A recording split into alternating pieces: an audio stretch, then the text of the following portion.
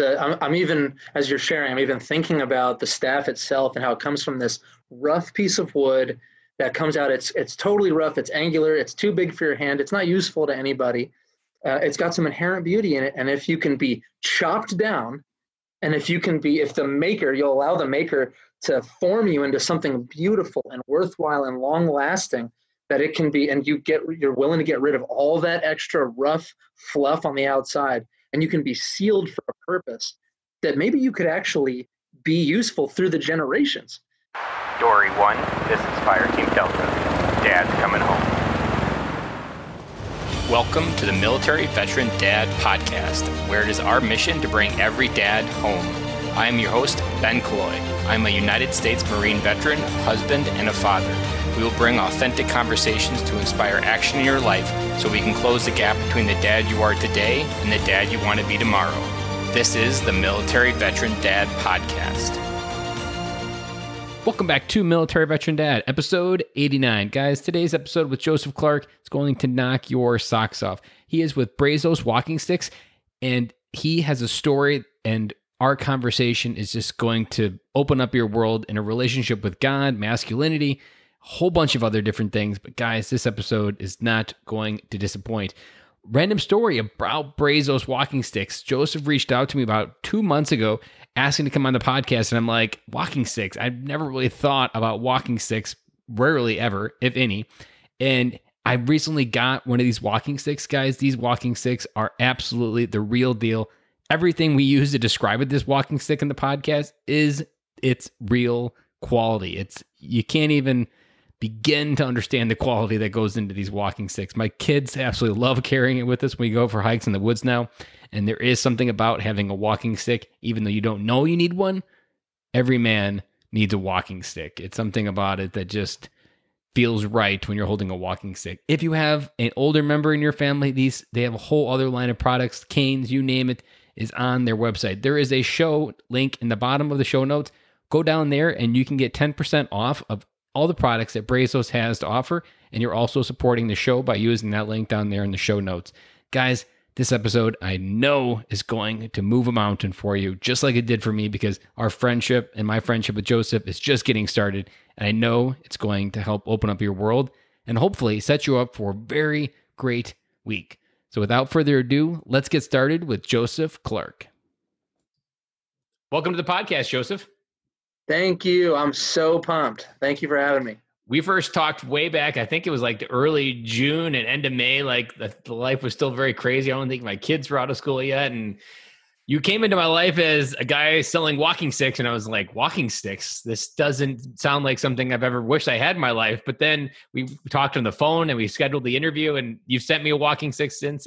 And I am super excited for this interview. It was one of my first ones taking a summer hiatus. So you're actually the first summer interview I've done all the summers in the last 2 months. So I'm excited for this to be it. And so go ahead and tell us a little bit about yourself, how you ended up in walking sticks. Before we hit record, you were telling me how you worked at Fox 6 in San Diego. So I'd love to hear how you go from that to understanding how you want to provide people a tool and men to understand how to reconnect to their masculinity. Yeah, right. Well, so I was the Fox 6 relationship I was in rock and roll bands, and I had a talk show for a while in San Diego, which is always aspiring to be Los Angeles, but can never quite get there. It's the wannabe Los Angeles. But so I was always in media in some form, and I had friends at Fox 6. So I was on the floor a lot doing silly things and promotions or playing with my band. So to go from that to here was quite a journey. And I'm sure we'll touch on that later on. But a snapshot of my life now is very different. I'm a guy that comes from the city. I grew up in DC and San Diego. And now I'm part of an agrarian community here in Texas. Agrarian just means that instead of agribusiness, we focus on agriculture. So everything is craft here, from the actual crafting of a walking stick by hand, or growing up corn, or growing human beings. And so we focus on wholeness here and looking at the whole person. And I would say that fatherhood is part of what drew me to your show. Fatherhood is probably one of the main components of the community here. So that's a short version. And you're not a dad yet, though, if I remember correctly, right? No, I have two little ones. So one of mine just turned 1 year old. That's my youngest, Zoe. And then my 2-year-old, Lovey, she's almost 3. So you're really in that Instapot stage where life is always under pressure and you're just waiting for the Instapot to explode. Yes, yes. And, they're really coming around. Having the animals and the agriculture and the community aspect has been huge for them in terms of what I'm used to from little kids. So it's maybe a little bit better than usual, but they're still little kids. I want to unpack something there that you just put out there that I don't know. I'm sure you recognize it, but I want to pull out because I think it's a huge component. There are so many dads, men, women out there that just assume one category of life is how you find happiness. And generally that is through the pursuit of work, that you go to 40-hour week, you grow, you do these things, you go to college, and that is the pursuit of happiness. But when you talk about the wholeness, that isn't something that a lot of people acknowledge, especially veterans, because we find that purpose in our mission, but yet we don't really realize the mission is a multifaceted approach once you step out of the military. And even when you're in the military, it's the same idea. It's not just you conquer that hill. You learn to be more of a whole person. Go ahead and unpack a little bit about more what that means to you and how you've brought that into your own life. Man, it is so powerful what you're sharing about right now. We have a lot of former military here in the community, and they understand something that's totally lost in civilian life, which is order. And order is huge. That's why a lot of troubled youth will go into the military or be encouraged to go, because they're going to understand order and where you are in that order. It's extraordinarily helpful. It brings clarity. And that's why I think the transition to civilian life is difficult. Maybe it wasn't always so much that way because our society is fractured, doesn't recognize fatherhood or order at all. And so we sort of can't figure how to get back. The only thing order we have is the corporate ladder, which is just based on corporate politics. And as we learned through COVID, the whole thing can collapse and you're wondering, well, what was all that time for if it was all just ended over an instant? We're all feeling that. How tied to this machine are we? And I think my generation, maybe even the one before it, it only takes one generation to forget is something that I've learned. And that's true for, having a child at home birthing, for instance. It's people say, can you even do that? Well, it was always that way until 100 years ago. And it is. It's totally legal. And of course, you want to have somebody there that can handle a difficult situation, somebody who has medical training. But we do home birthing here, and it's forgotten in one generation. And so what you're talking about and the way that society runs, we have forgotten or we were born not knowing that this is an experiment. The way that our economy is built, the way that the structure of society is built, it's all an experiment. And we have to find what's lasting, what has endurance, what's outside of time, not futuristic, not looking back to the past, but what is enduring, right? And that's the order we're really seeking. The wholeness we're really seeking is, where do I fit in a whole? That's another thing that the military, maybe imperfectly, but provides for young men and now young women, is that they say, you know what, this is not about you. And that is a message we all need to hear. Am I right? Mm-hmm. Yeah. That life, that you aren't the only one feeling this, that the world doesn't revolve around you, that it's when you're connected to other people doing life together. I repeat hundreds of times on the podcast that for millennia, we survived in tribes as men.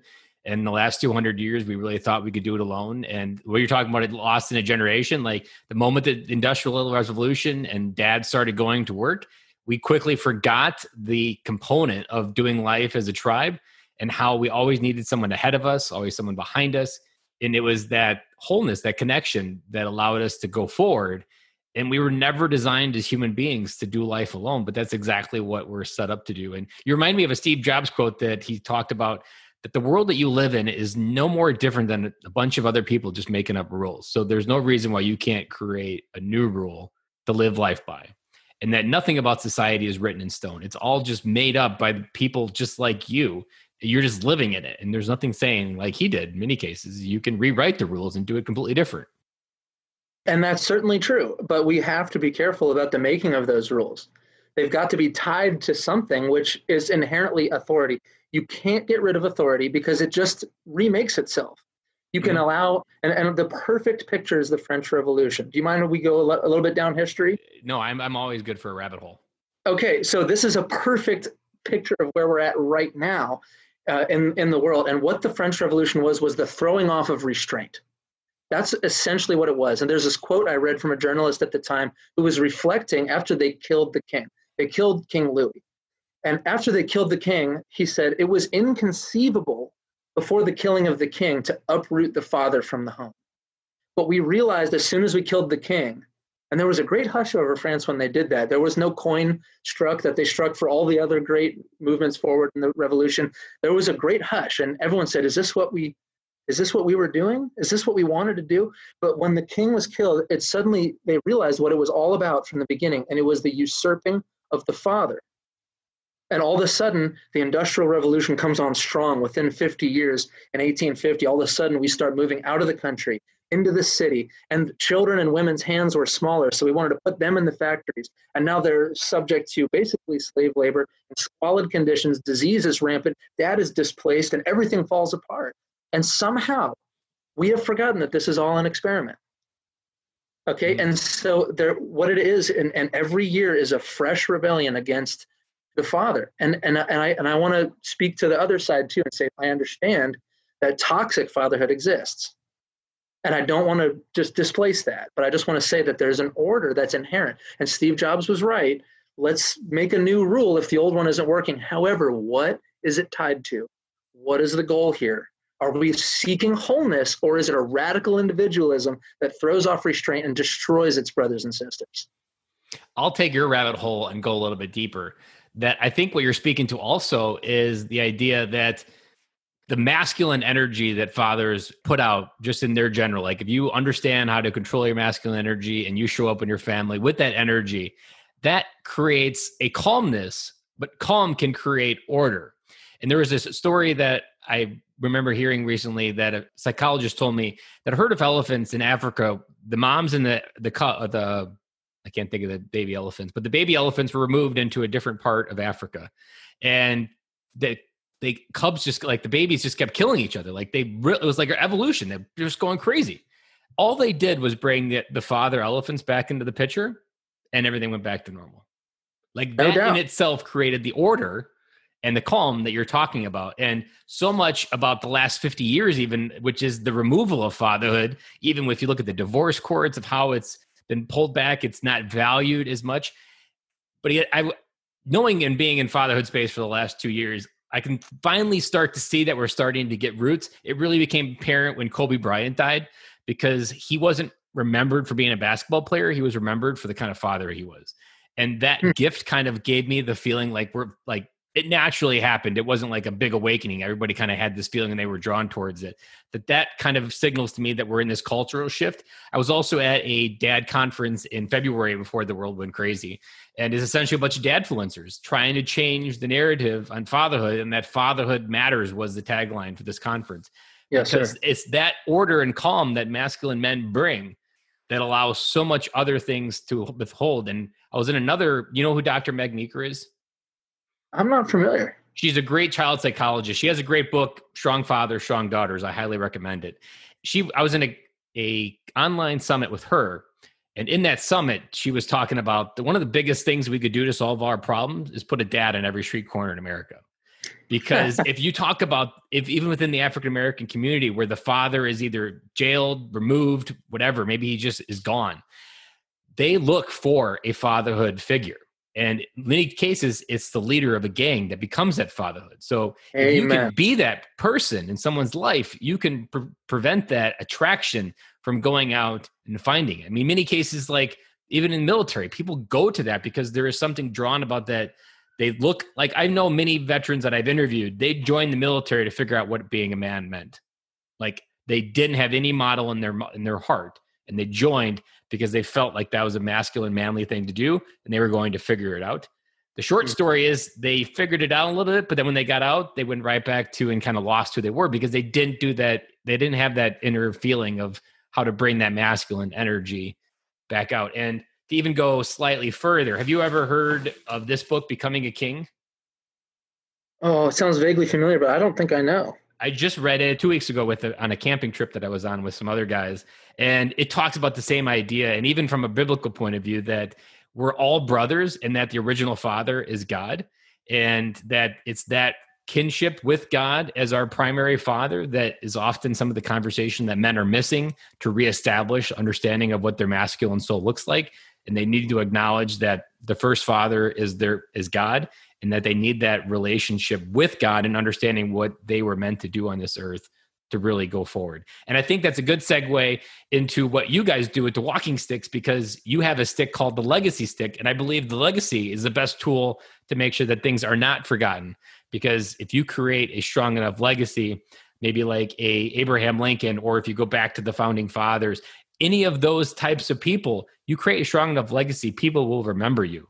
And if you can be remembered, people can keep talking about you and how you lived your life, whether it be different things you incorporated.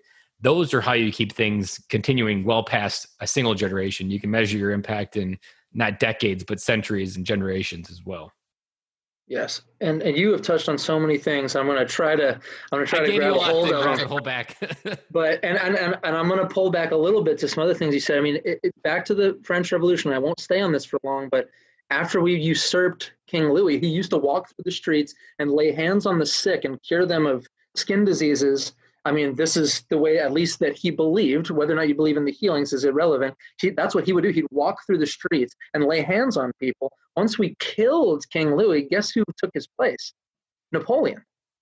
Just like you're saying, you leave the natural father goes to jail. He's subsidized by the government to leave the family. Whatever the case may be, dad is out of the picture, and we end up going and finding a dad anyway. That's what I'm talking about. Once we usurp the authority of the father, we get the abusive father in return. There's no two ways about it. The authority is inherent in reality. And what did the soldier say to Jesus? He said, I recognize a man under authority. He knew Jesus was subject to everything the Father said. So he recognized that, saying, if I say to this man, go, he goes. Why did his men listen to him? Why did the centurion's men listen to him? Because he himself was under authority. And how can you be dad if a greater authority you are not under? You see, your kids are not going to say that the authority ends in dad, because when you get into traffic and you end up mumbling something nasty under your breath to the guy across the way, your kids know you're flawed. But if you're on a trajectory of repentance, going toward that submission to everything the Father speaks, they suddenly say, I'm just in line.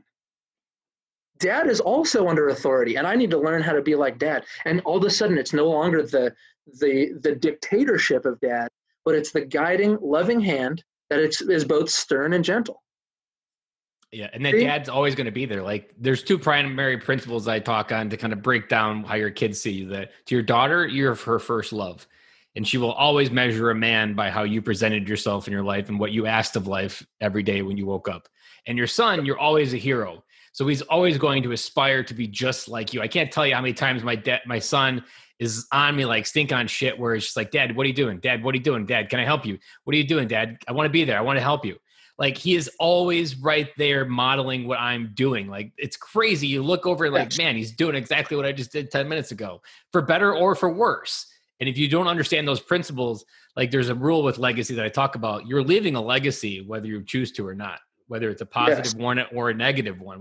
If you're not conscious of it, you're leaving one. You just may not be actually architecting it in a way that you actually want. And I joke that the dad with a shotgun at the door when his kids start dating is the dad that's afraid of who his kids are going to model when they come home.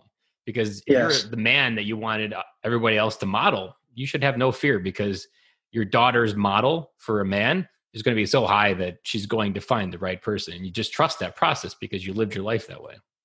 Amen. And around here, we call that the center that holds. And so many of us are part of a center that does not hold. I was raised in that house.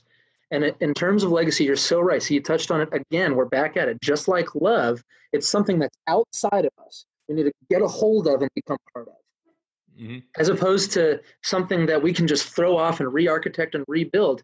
There's really a pretty limited amount of free will that we can take on, because the order exists regardless. And we can either take on the loving kindness of that fatherhood, or we can go to the abusive dictator. And that's what the legacy staff is about. I'll touch on the legacy staff.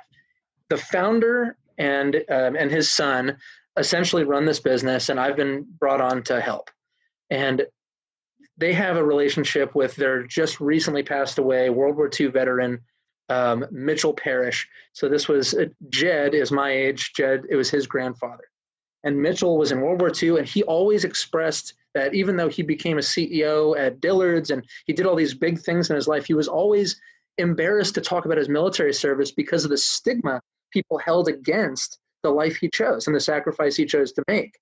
And so he would bring it up to people and they would just kind of fall apart and I don't really know about that, or they had an opinion even against what he had done. But you can't usurp the fact, you can't remove the fact that this man was a warrior. That was a huge part of his life. It architected his identity. It taught him about order and fatherhood and so forth. And so we had an idea. We had a walking stick company at the time. We had the idea to make him a staff with the emblem of his branch of service, his name and his years of service, and etched onto the staff. And he was getting older. He needed support. And he got out there and it became a jumping off point for relationships. It's a talking piece that showed that somebody honored him, that it was as sturdy and resilient and beautiful and ancient as the man who carried it. There was a picture of some glimpse of wholeness in his hand.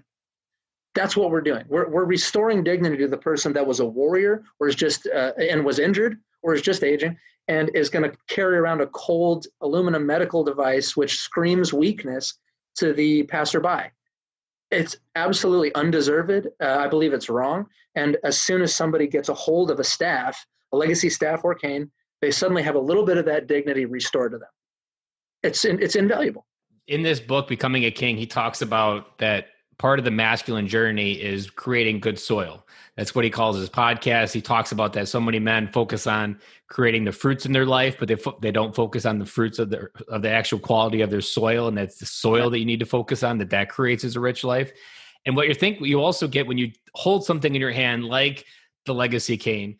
And when I started holding, I had the same feeling that like it's a connection to earth.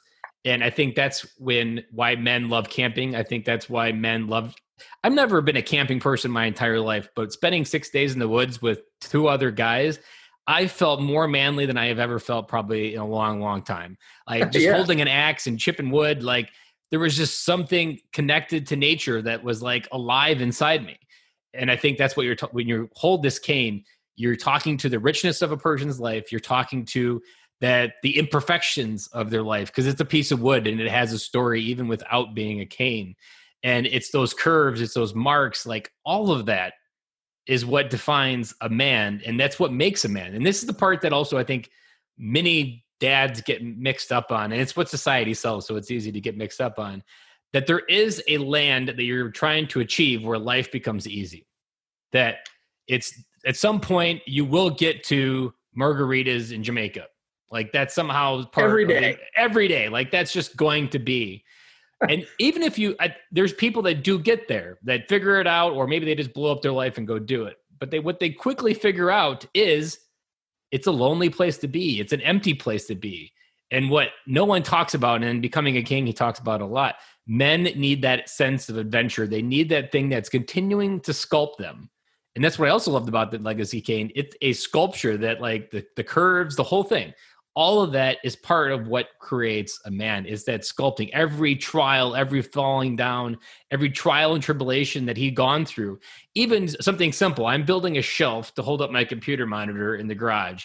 And I've fallen down probably like 3 or 4 times. I've gone to Ace Hardware and asked a few guys there, like, what am I doing wrong? I took my stained wood there. I'm like, it didn't turn out like the picture. What am I doing wrong? That falling down process, but I'm working with wood. I'm working with my hands. I'm leaning into other people's wisdom to not do it alone. That part, and like I went into the process, I'm like, this is gonna be difficult. And I like woodworking. I did it when I was in middle school with 4-H and different things, but I lost connection to it. And I got a lot of the knowledge, but I don't have like the actual art craft knowledge. And I went, and that part is also part of what's going to be like, this is a trial I'm going through, and it'll make me ready for some bigger trial and then some bigger trial. All of life is preparing you for something bigger that you don't know.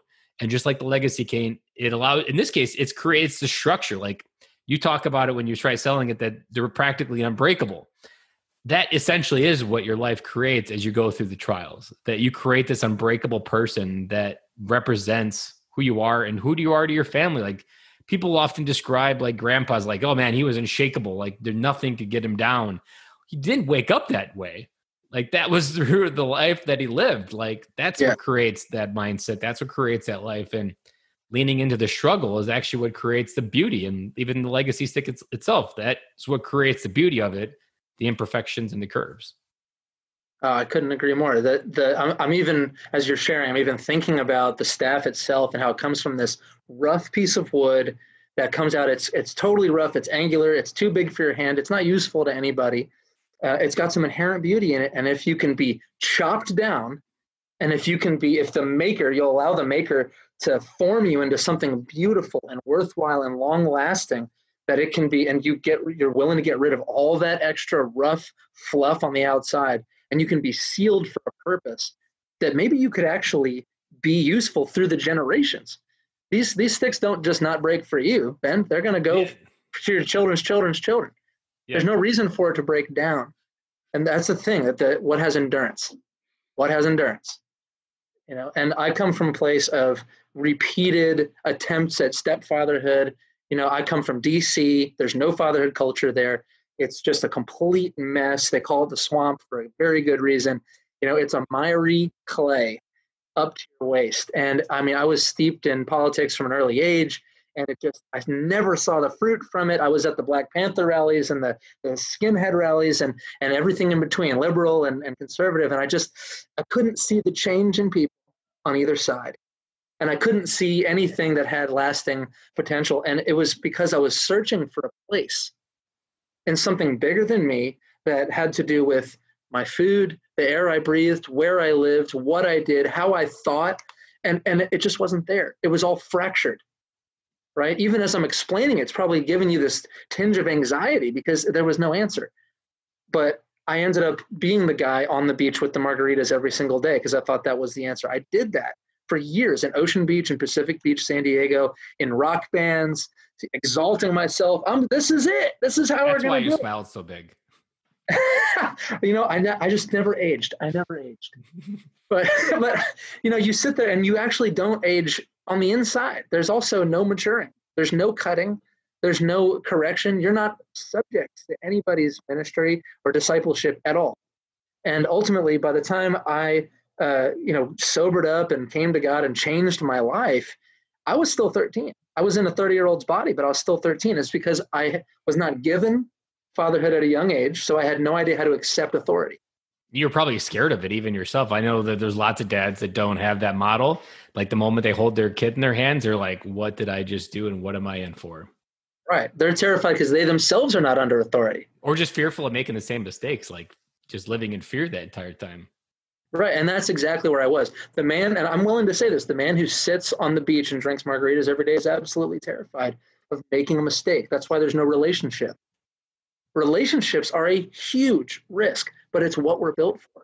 You have to be vulnerable. You have to be willing to fall down and say, I was wrong. And that's the only way we grow. That's the journey of life that is so intrinsic to human nature. And yet society, what we would call modernity around here, the wave of progress that we don't really have a goal in mind for, it's just moving forward. But where is it going? That wave of modernity is the throwing off of restraint. And I'll leave you on this for this thought. Love itself is a restraint. We want to give ourselves to the bonds of love, and that keeps us from the bonds of selfishness that destroys everything. I think it was, I don't remember if it was Burr or Samuel Adams that said that the Constitution is a set of laws for a religious people, and that we couldn't even have a Constitution without a greater authority from which it came. And all of those laws in there were extrapolated from the biblical text. Even though most of those men weren't Christians in the way that you and I would recognize, they had different ideas, but they took everything from the scriptures. That's where they took it from. Why? It was outside of themselves. It was beyond human machinations and thinking. It wasn't Greek in its rationalistic attempt at forming everything to the mind of man, which ultimately became the destruction of the Roman Empire. They said, we got to do something different. We have to do something different. And they subjected themselves to the fatherhood of God in the making of this country. And that's why all the prosperity has come. All of the protection has come. I mean, is this country not a provision? It's globally situated to protect us from all the onslaughts of the enemy. It's absolutely not even close to 50% depleted of resources. We're still mining iron ore from Minnesota and beyond. There's trees everywhere. I mean, this is a provision from God. Why? Did we subject ourselves to something greater? And you got out, like we talked about earlier, we got outside our head. We thought of ourselves in a way that it's not about us, it's about the community around us. And I love what you talked about going back to the founding fathers, because as the world goes crazy now, I often think that, like, one question, I love the movie National Treasure. Like, that guy is kind of like me. Like, I read that, I get goosebumps, the whole thing. And so much like wisdom comes from that like when you go to DC and you look at the Capitol and you're like, man, how can so much hate and anger sit inside of a building surrounded by so much wisdom and beauty? And I often think, like, if I was having a bad day and I was a congressman, I would just go for a walk and be like, I wonder what Abe would do, or I wonder what he would do, or go to Martin Luther King Memorial. There's words written there all around that like speak to racism and like all of these things. They're right, literally a 15-minute walk from where they're sitting. And that is essentially what we're talking about here. We're talking about people that spoke truths in a way that allowed other people to see it outside themselves. And what you got lost in was like just this hating everybody for internal reasons, that like it's all about how do I get reelected type conversation versus how do we go back to the original idea of what we're about and get back to what would they do? Like, I don't hear that ever talked about, like, what would Thomas Jefferson do in this moment? But it's that wisdom that that we're missing. We're missing the sage wisdom of what the history can teach us or what they can enable us to think like. And we're all too much focused on who we are right now. And I really appreciate you opening up about that story, because it helped, I think, a lot of people just kind of see America in a different way, because what you say it isn't the way they say it on CNN or any other different news organization, but yet it's the part that everybody feels when they say they're an American, but no one really understands words wise how to articulate. We don't have a modern day Abraham Lincoln that can fruitfully explain why it's worth fighting to go inside of our country and fight our own American blood for an idea that's outside of ourselves. Mm-hmm. No one speaks that way. So I really appreciate you sharing that. Yes, sir. Yes, sir. And even as I'm sharing, I'm just realizing that everything I'm saying to you, I have been given. I myself, with it. Yes, sir. And I'm not the one who formed and shaped myself and came up with all these ideas. And I'm just, let me write 15 books because I'm such a genius. I received everything from the fatherhood that's currently in my life. That was when I turned from, and this is not to disparage somebody else's choices, but my own. When I turned from drugs and alcohol and that isolationism, which is being on stage and it's all about my message, and which was utterly unfruitful. When I turned from that and I turned to a mentor that had what I wanted, I found somebody that had what I wanted, not just in business, but in their family. I said, I've got to go where you are. That was when everything changed for me.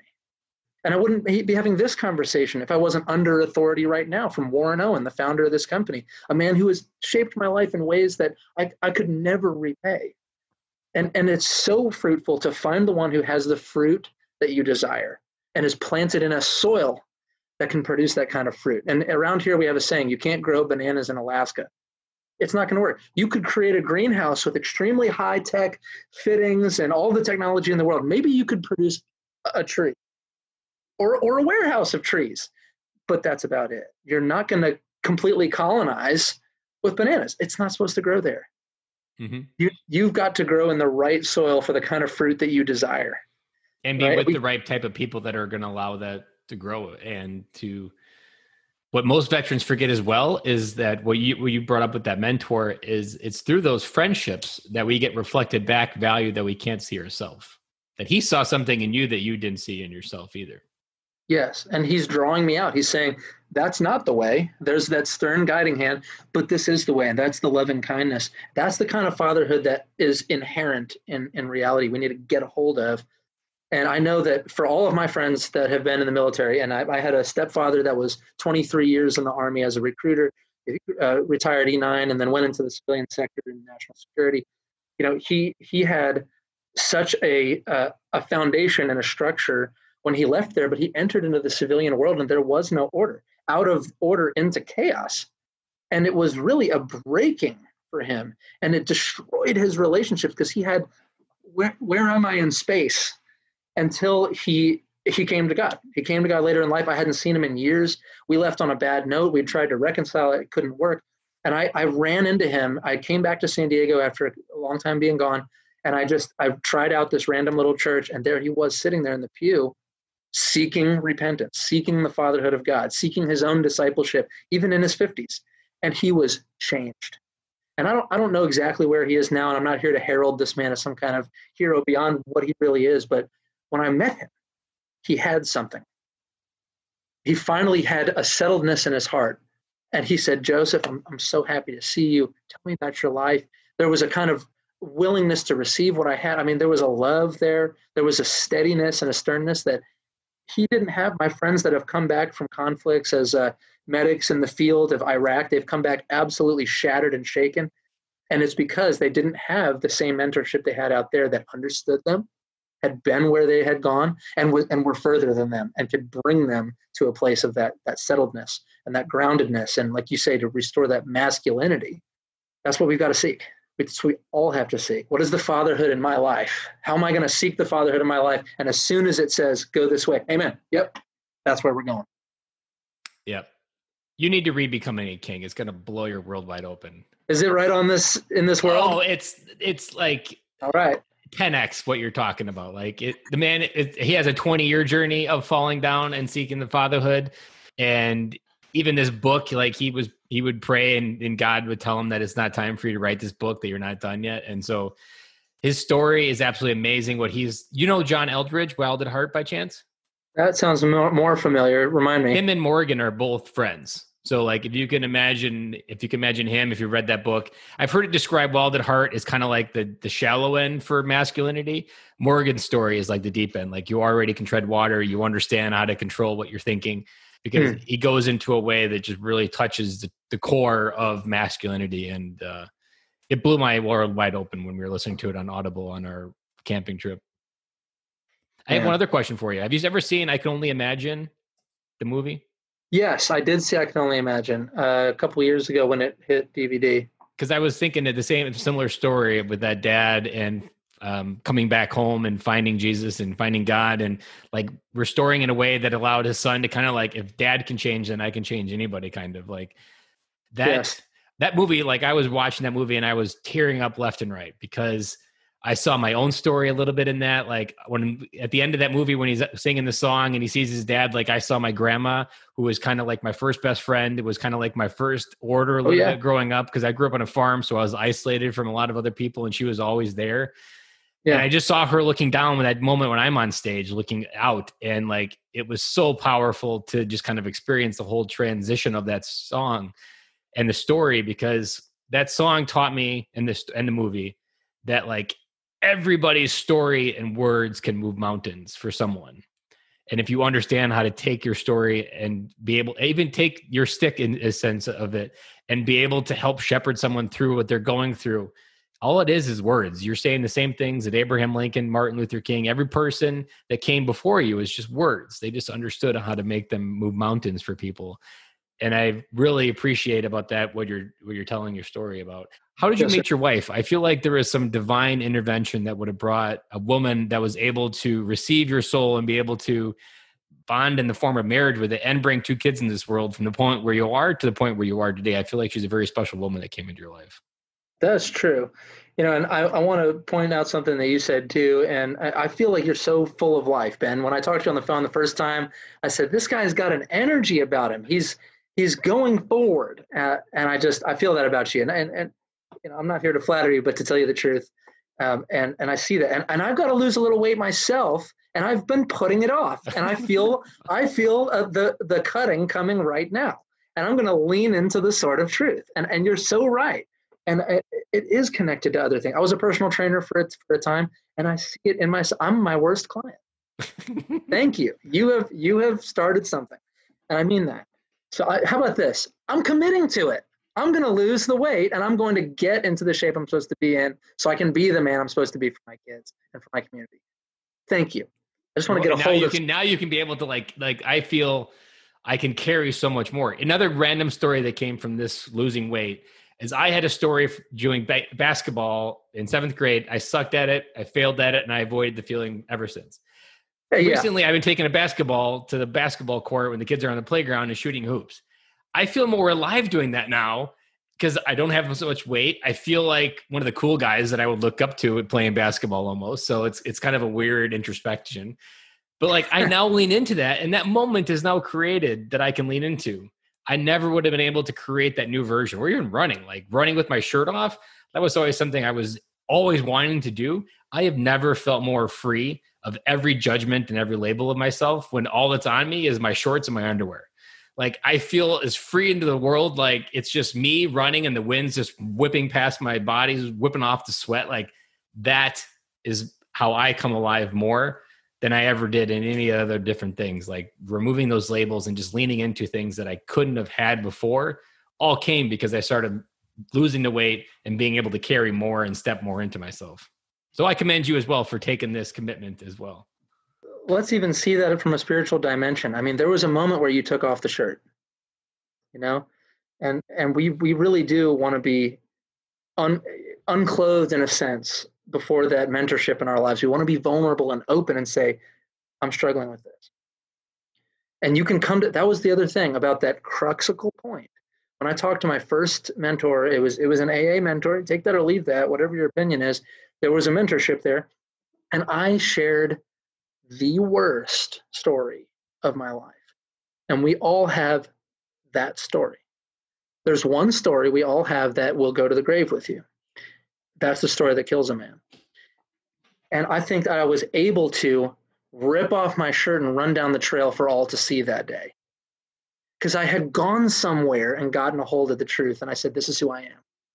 This is who I am. This is the unmasked version. Because for me, a shirt was always a mask that would allow me to pretend to be someone that other people needed me to be, but then I wouldn't be myself. And I'd always see a runner down the street and I'm like, God, I can't wait for that day that I can run unmasked and just be who I am. And when I felt like I never felt more alive, like I've done it since. And I've like before running, I've been kind of in a funk and just kind of a swoop of emotions. I went running one time and I was like, God, that's just like completely rewires my brain because it's just me. And it's me to the world without any masks on. I used to sleep with a white t-shirt every night and wear a white t-shirt underneath because it made everything look tighter underneath my shirt and would hide it better. Sure. Oh, yeah. And then eventually, like 3 years ago, I went to bed without a shirt on. And it was just me and my boxers. And essentially, that was my way to stare at the truth every night before I went to bed. I had to walk by the mirror and see what I wasn't acknowledging. It still took a long time before I took action on it, but I really recognize that I need to feel this truth and face it. And maybe you're not ready to deal with the truth that you recognize, but at least staring at it every day, wondering what you can do about it is better than not even realizing it's there. Like with you, when you couldn't even see it, you were living your life in a way that you didn't even realize this was out there. And I'm sure you didn't just wake up and figure out exactly what to do, but you stared at it and stared at it and stared at it. And the path eventually revealed itself of how you walk through it. Yes. You know, that hidden person has to die. They have to die. You have to truly be in this state of vulnerability like you're sharing. That's the only way we're going to change, because otherwise we're just going to keep reforming the mask. Mm-hmm. And it's such malarkey. And right around the time I got a hold of that, in the beginning stages, I was reading Zen literature. I was reading the Bhagavad Gita, which is, I was reading the Vedas, which are both Hindu texts, if you're not familiar. And I was reading, so that takes care of the East, generally speaking. And I had learned about Zoroastrianism and Jainism, and I was reading philosophy, and I was reading the female brain, which is like a neuroscience approach to reality. And I had read Hawking and all these different, I was reading all of this. I was reading the Quran, I was reading the Bible for the first time ever. And I was just trying to find, does anybody have this thing? Yeah, there's one thing that I keep searching for. I was does there too. Does anybody have the truth? You just keep reading and reading and reading, hoping there's one more podcast. This is going to be the one. I know it's going to be the one. And then it's just always one more thing. And even though it's like almost like a new addiction, you're searching for something that's always right there within yourself. Like that's the full circle truth that I realized is that it's not external, the truth you seek.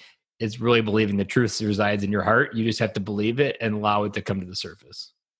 Yeah. And I come from the standpoint that God's creation was perfect, but that he gave us the free will to choose, and we chose to go the other way. And so the life is a process of letting go of deciding for ourselves what is wrong and right, and saying, let me be subjected to something else. And all of a sudden we begin to shine. The light begins to shine. Mine's shorter, but it has a little bit of divinity into it. That I had gotten out of the Marine Corps in 2007, dated a few girls, and didn't go well. And it was February of 2008. And I remember going to Catholic church, and I never was one to go to Catholic church after getting out. And I was like, you know what? I just need to go. And I went in the local town where I lived, never been there before yet. And I just prayed. I'm like, God, I need something. I'm tired of feeling lonely. And a week later, my wife came to my life. And she actually came from a 4-year kind of like bad relationship, similar like yours. It just wasn't healthy.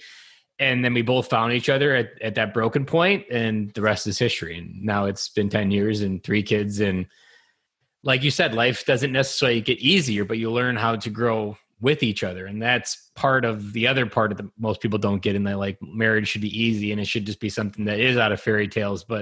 And I like what you talked about within the relationship with God, because I heard it recently said on the radio that I listened to here locally that while the divorce rate nationally is 50%, the divorce rate among Christian couples is 13.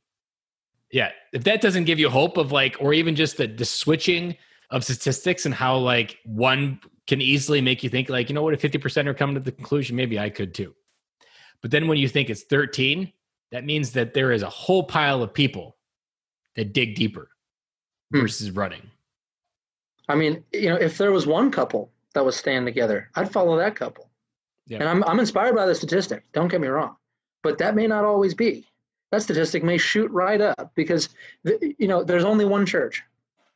There's only one church. And you may find a few people in this building and a few people in that, but the church are the people that are faithful to the call of God and respond when they hear his voice.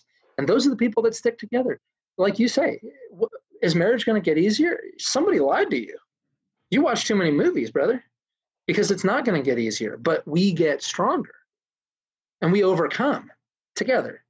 We're built for it. It said, man is not good for man to be alone. And he sent woman because she's exactly what we need.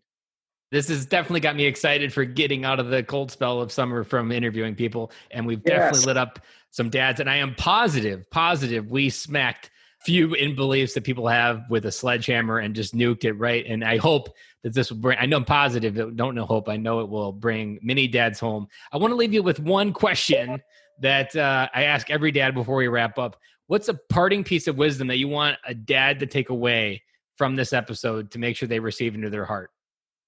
And I think we covered it the whole time. What I feel like God is speaking in this conversation is that a man not under authority has no authority. And if we really want to bring the kind of fatherhood that actually works and brings wholeness and brings the wisdom, which wisdom is just seeing where you stand in the hole. If we want to bring that wisdom, we ourselves need to be under authority. And you don't have to take a Christian perspective. You can find another hole that you can stand under. I know that the ultimate, if you were to seek that ultimately, it would be in the fatherhood of God. And I know that's the case. But Thomas Sowell will show you that even a household that's broken apart and abusive, if the father is there, the children are less given to crime. The statistics show that any kind of fatherhood is better than none. But if you want to be the kind that can bring authority into the house, you yourself need to be under authority. And let's find the fatherhood of God in our lives. Let's find the fatherhood in our lives, the man who has what you want, the man who's been where you're going. What does he have to share with you? How can I come under? How can I understand what he's saying? How can I come under his mission, put my shoulder to that burden that he's carrying and say, my father's going to have a hard time finding work around here because I'm here now. That's where it's all going to come from. That's where we can derive unlimited authority, is from ourselves submitting to the authority. I love that. And it circles back to what we talked about with the idea of the legacy stick as well, because that legacy stick is that almost like that history, especially if you already have one as an heirloom in your family. It is the history and strength that comes with fatherhood of the men before you in your generation, and it's passed down from generation to generation. And it's that strength and integrity that allows you to carry yourself into your life. You were never meant to do it alone, and you need someone else to lean on, whether it be a stick or whether it be a mentor. Every man needs another tool to lean on to grow, because life will always give us more than we can handle. Where's the best place that we can get a hold of a legacy stick and learn more about you? You want to go to brazosticks.com/legacy. But what I would really do is I would click Ben's link that he's going to put in the show notes here, because definitely will be in the show notes. Support the show. And you're also going to get 10% off. And there's unlimited length. You buy one for everyone in your family. It's never going to run out. That's what you need to do. But stay connected with us. Reach out to us. You got questions, you want to collaborate on a project. If you want to honor somebody in your life with a custom stick, I'll build it from the ground up with you. You'll get a real person on the phone. Call me. But use Ben's link when you buy. I love that. And your sticks are definitely worth buying. I like I said, I wasn't expecting to have a stick in my life, but then when you came in my life, I realized I really needed a stick this entire time, and they are just as good of a quality. And I will have that link down there in the show notes. And these things are the real deal. And these stories are something that you can almost imprint within the stick, that there's always this story, this core story of our last name. What does it mean to be a Killoy? These stories can be imprinted in the stick, and they can always be something that's passed down, that this is what it means to be a Killoy, and that can be passed down to your family as well. Yes, pass it on. Well, I appreciate you coming on the podcast, and I'm, like I said, I'm positive we nuked many dads' lives today and brought several dads home. So I really appreciate you being as vulnerable and just crashing it wide open with your story, because it definitely is a story that's going to move mountains for dads out there. Amen. I hope so. It's a real honor to know you and be connected to you. Let's keep the connection strong. And I'm just really glad to be on the show today. Thank you. It's a blessing and an honor. Thank you for listening to this episode with Joseph Clark. I really hope, just like I said in the intro, that this episode touched your heart. It opened up your world in a way that maybe you couldn't really feel the love that you need to feel in your heart, to feel the love for your family, the world that is around you, the life that you are currently living. Guys, Joseph is the real deal, and I'm honored to call him a friend. Some of the big takeaways for me was that story about the French Revolution. I never heard it said that way, and I really loved how he opened up that in the very beginning. Leaving a legacy. If you listen to the podcast, whether you're first time or longtime listener, you know that legacy is very close to my heart. It's something we talk about regularly on the podcast, and we had a great conversation about it. The origin of the legacy staff, that was something that was absolutely legendary because of what they have to offer. It's the staff that I have as his legacy staff, and understanding its roots and its origin makes it that much more meaningful for me. Talking about the life always having trials, we always talk about how life is always happening for us, not to us, and that life will always give us those trials, but it's that trial that actually is sculpting away the beauty of who we are. The connection with that and the legacy staff was right on point, and I couldn't have said it any better. And who is your father in life? Are you being led by someone? Is it your relationship with God? Is it your actual father? We need to be led as men, and we don't often acknowledge that need. So guys, that was something that really hit close to home in my heart as well, and I hope it hit close to home for you. Again, if you want to check out one of these walking sticks, if you know someone in your life that wants to have one or really needs one for an upcoming birthday, or maybe you want to get it going for Christmas, go ahead, go down and support the show. In the show notes, there is a link. You get 10% off at Brazos Walking Sticks, and you're supporting the show by using that link.